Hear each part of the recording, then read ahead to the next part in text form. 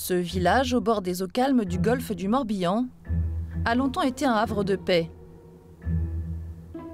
Mais il connaît dorénavant des nuits sans sommeil. Chaque soir, des gendarmes quadrillent les lieux. Ok, pour la première partie de la nuit, pour nous, ce soir, contrôler toute personne et véhicule suspect dans cette zone en particulier. Compte rendu sur tous les incidents possibles, usage des armes, légitime défense. Allez, c'est parti, en avant.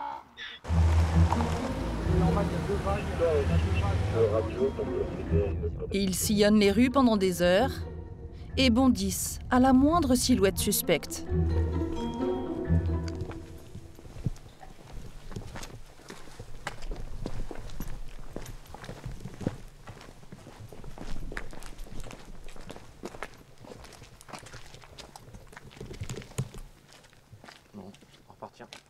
Vous avez vu quelque chose? Il y avait quelqu'un? Vous n'avez pas vu?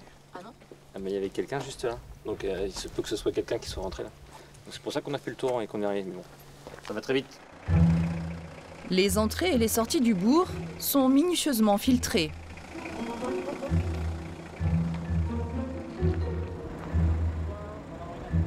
Coupez le contact s'il vous plaît, présentez votre permis de conduire et la carte grise du véhicule. Bougez pas, bougez pas, bougez pas. Ça va, vous rentrez du travail? J'étais encore à l'école de musique. Ah, où ça celle... Vannes. À Vannes? C'est bon? Vous êtes en vacances? Oui, chez ma tante qui habite à Lamort-Baden. D'accord. Madame Mathieu. Attendez. Ça vous étonne qu'on se pose comme ça sur la route? Non, je m'en doutais un peu avec ce qui se passe en ce moment. Qu'est-ce que ça vous fait, vous? Comment vous le vivez, ça? Bah, moi je suis de Baden, c'est ma copine, mais bon, c'est vrai que c'est choquant quoi ce qu'il fait, c'est pas. Bah, ça étonne tout le monde, hein, c'est sûr. Hein. Mais bon, après, faut qu'il trouve quoi. Tout le monde craint qu'un incendiaire repasse à l'action. Pour l'éviter, les gendarmes guettent même toute intrusion par la mer avec leurs jumelles à vision nocturne. Un village en état de siège.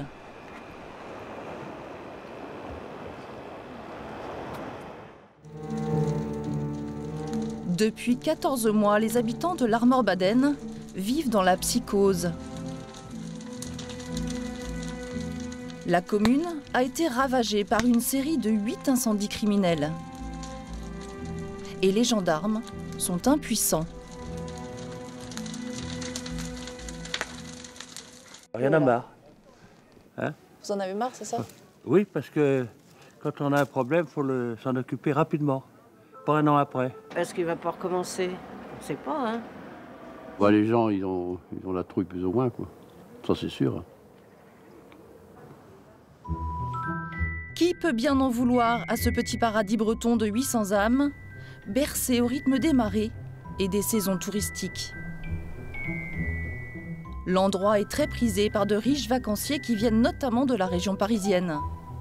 Chaque été, la population est multipliée par 4. Mais cette carte postale idyllique est donc aujourd'hui troublée. Pour le commandant Loïc Kervern et ses hommes, le casse-tête a commencé à l'hiver 2011. En une seule nuit, aux alentours de 3 h du matin, 3 maisons se sont enflammées.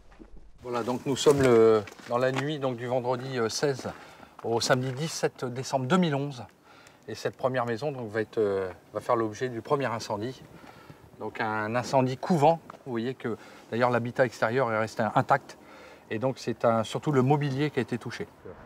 Chaque fois, un volet est forcé ou une vitre brisée pour faire démarrer le feu dans l'habitation. Et ensuite vous avez donc cette seconde maison ici.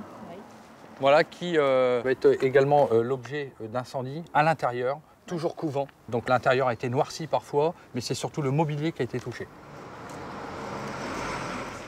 Et la troisième n'est qu'à quelques pas.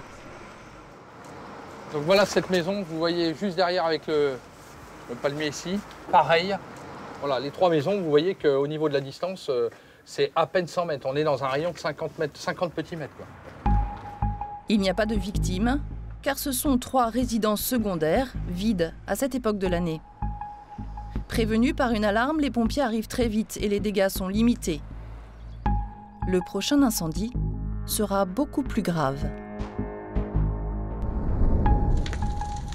Il a lieu un mois plus tard, dans la nuit du 13 au 14 janvier 2012. La poste est transformée en brasier. Le feu a été mis à l'étage dans un appartement de fonction libéré depuis plusieurs mois et mis en vente.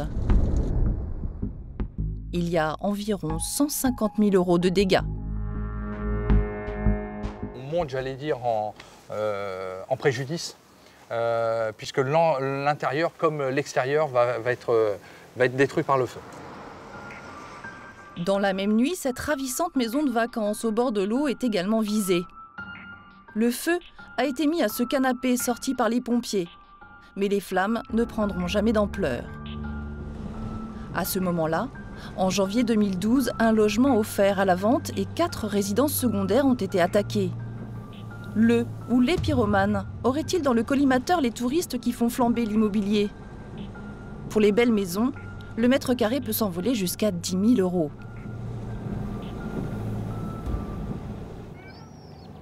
Au grand soulagement des gendarmes, l'été dernier qui voit revenir les touristes se passe sans incident. Mais à la fin des vacances, la série noire reprend. Cette fois, les pistes sont brouillées. Si c'est d'abord le garage d'une résidence secondaire qui est réduit en cendres, le dimanche 14 octobre dernier, aux environs de 3 h du matin, c'est une crêperie qui va être totalement détruite par les flammes.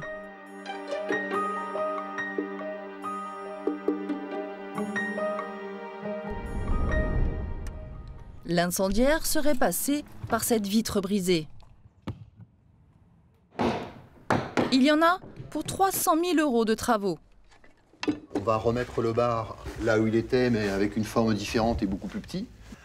Heureusement pour le patron des lieux, c'est son assurance qui les a prises en charge. Donc là, c'est pareil, vous voyez. Mais Thierry Laloux ne comprend toujours pas pourquoi son restaurant a été pris pour cible après toutes ces résidences secondaires.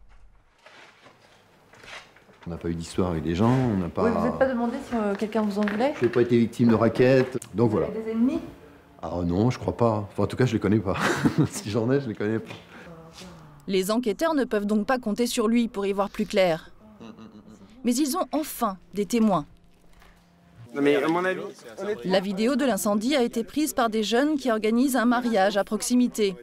Et ils vont apercevoir quelqu'un dans la crêperie en flammes. On a pour la première fois un témoignage, donc 2 témoins qui vont voir un homme prendre la fuite et qui vont d'ailleurs tenter de l'intercepter, en tout cas de lui courir après, et sans succès. Donc quelqu'un qui manifestement aussi maîtrise, je veux dire, la Morbadenne. Parce que les 2 jeunes sont de la Morbadenne et le perdent. Donc ça, c'est un élément aussi d'enquête. À partir de la mi-octobre, les gendarmes ont la conviction que l'incendiaire est un homme du village et donc désormais tout le monde se suspecte. Et il y en a un qui est particulièrement inquiet de ce climat délétère. Bonjour Pauline. Vous allez bien? C'est monsieur le maire, Denis Bertolome. C'est beaucoup d'interrogations. On va vous poser des questions. Qui ça peut être? Pourquoi? Qui agit? Et quel est son intérêt à agir? Donc, on va pas dire c'est une suspicion. C'est vrai qu'on va pas dire c'est le voisin, mais La question se pose. la question se pose. Donc, la question se pose, qui parmi nous peut mettre le feu et agit de cette façon-là? Salut le chien. Viens, bonjour. Viens là. Salut Jackie. Tu vas bien? Et toi? Ça va bien? Forme? Oui. Bonjour, comment ça va? Bien? Oui. Bonjour. Vous pouvez pas les faire partir, ces parasites là, qui font de la pub à l'incendiaire. Même de Nancy, on m'en parle, mais qu'est-ce que c'est que ça? C'est de la folie. Ben, on en parle partout, en Allemagne, en Angleterre, la folie. C'est La folie. les journalistes qui lui font de la pub. Moi, je serais l'incendiaire, je roulerais les mécaniques d'être si célèbre. C'est peut-être bien.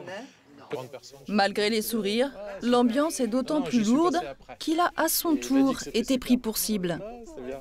Non, c'est bien. Ce qu'il fallait. Le 1er décembre dernier, le presbytère est dévoré par les flammes. Propriété de la commune, le maire l'avait vendu la veille 302 000 € à des particuliers.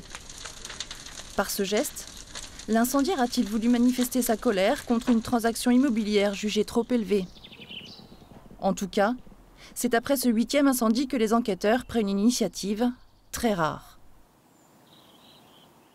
Au terme de ces analyses dont nous avons reçu il y a quelques jours les résultats, nous disposons de, puis au terme de l'enquête, bien évidemment, pas simplement les analyses, l'enquête, les témoignages, etc., nous disposons de plusieurs éléments qui pourraient nous permettre d'identifier l'auteur, et nous disposons notamment d'un ADN. Donc tous les hommes de 15 à 75 ans seront invités à effectuer donc un prélèvement salivaire. Est-ce sur le dernier sinistre presbytère? En tout cas, de l'ADN a été retrouvé. Et depuis 10 jours, les gendarmes le comparent à celui des 400 hommes du village.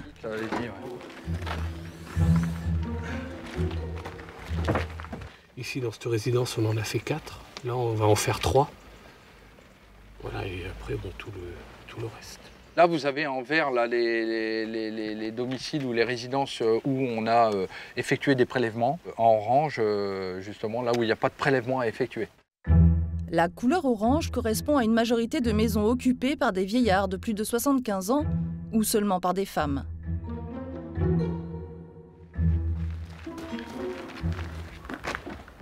Bonjour madame, on vient vous voir pour le prélèvement ADN. Alors est-ce qu'on peut rentrer pour remplir une fiche? Merci madame.